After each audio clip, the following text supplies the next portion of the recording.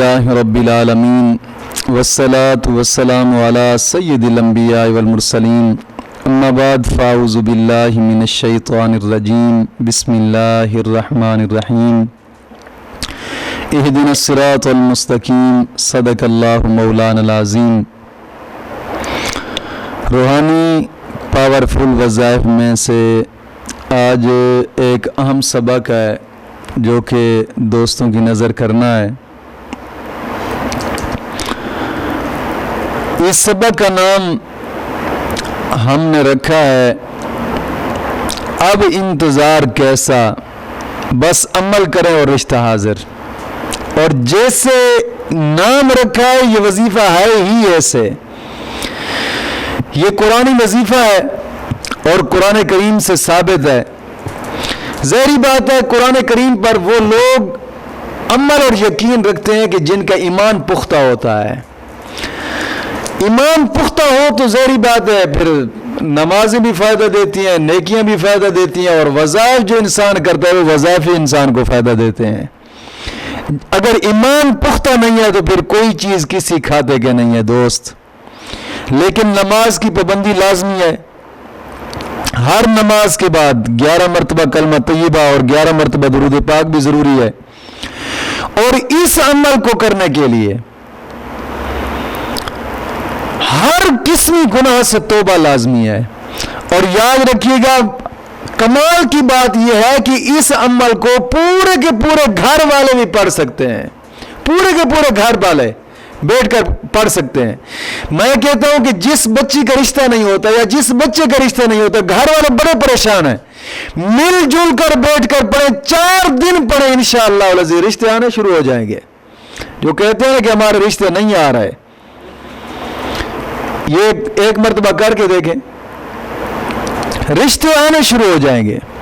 یہ بھی وظیفہ میں نے ایک دوست کو بتایا تھا، وہ کہہ رہا تھا کہ یار بات یہ ہے کہ ہماری ایک بچی ہے، اس کا رشتہ، اس کے لیے رشتہ تو آتا ہی نہیں ہے نا۔ ظاہری بات ہے بچیوں کے رشتے والدین تو گھر گھر جا کر کہہ نہیں سکتے، بچی ہوتی انمول چیز ہے، بہت ہی انمول چیز ہوتی ہے، اور رب تعالیٰ بچیوں کا دکھ کسی ماں باپ کو نہ دے، یہ ہماری دلی دعا ہے۔ والدین بیچارے بڑے پریشان ہوتے ہیں، ظاہری بات ہے بچی کا رشتہ آپ گھر گھر جا کر کہہ بھی نہیں سکتے کہ ہماری بچی لے لیں، اور بچی گھر بیٹھی ہے، کوئی رشتہ آتا ہی نہیں ہے، کوئی اس طرح کی بندش ہو جاتی ہے، یعنی سخت بندشوں کے باوجود یہ رشتہ میں نے اسے بتایا، یہ وظیفہ میں نے بتایا تھا، تو ان گھر والوں نے مل کر سبھی نے پڑھا۔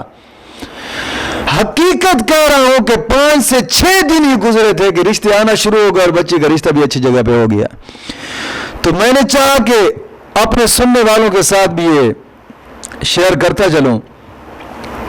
تو یہ وظیفہ، اس وظیفے کے لیے ہر نماز کی پابندی لازمی ہے، اور ہر نماز کے بعد 11 مرتبہ کلمہ طیبہ اور 11 مرتبہ درود پاک بھی ضروری ہے۔ اگر سبھی گھر والے اس وظیفے کو اکٹھے کرنا چاہتے ہیں، توبہ تو ہر حال ہی ضروری ہے نا، ہر مسلمان پر ضروری ہے، لیکن میں یہ کہوں گا کہ جو اس عمل کو کرے وہ توبہ ضرور کرے اپنے گناہوں سے، پاک صاف ہو کر پھر اس وظیفے کو کریں۔ وہ وظیفہ یہ ہے کہ سورۃ ممتحنہ اور سورۃ الضحیٰ، نماز عشاء کے بعد ان 2 سورتوں کو، سورۃ ممتحنہ اور سورۃ الضحیٰ، نماز عشاء کے بعد 7 مرتبہ ہر روز پڑھیں۔ نماز عشاء کے بعد اس عمل کو کرنا ہے۔ سورۃ ممتحنہ بھی 7 مرتبہ پڑھنی ہے، اور سورۃ الضحیٰ بھی 7 مرتبہ پر، کوئی ٹائم نہیں لگتا، بہت زیادہ تو 5 منٹ لگ جائیں گے۔ اس عمل کو چھوٹا سا عمل ہے، سارے گھر والے بھی کر سکتے ہیں، اس کو کوئی ایک کرنا چاہے وہ بھی کر سکتے ہیں، 2 کرنا چاہے وہ بھی کر سکتے ہیں، سارے گھر والے کرنا چاہے وہ بھی کر سکتے ہیں، لیکن ہے بڑا کمال، صرف نماز عشاء کے بعد 7 مرتبہ کریں، 7 مرتبہ۔ سورۃ ممتحنہ کو بھی 7 مرتبہ پڑھیں، اور سورۃ الضحیٰ کو بھی 7 مرتبہ پڑھیں نماز عشاء کے بعد۔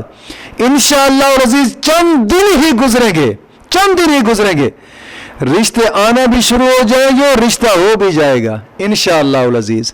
مولا کریم دین متین کی سماع عطا فرمائے۔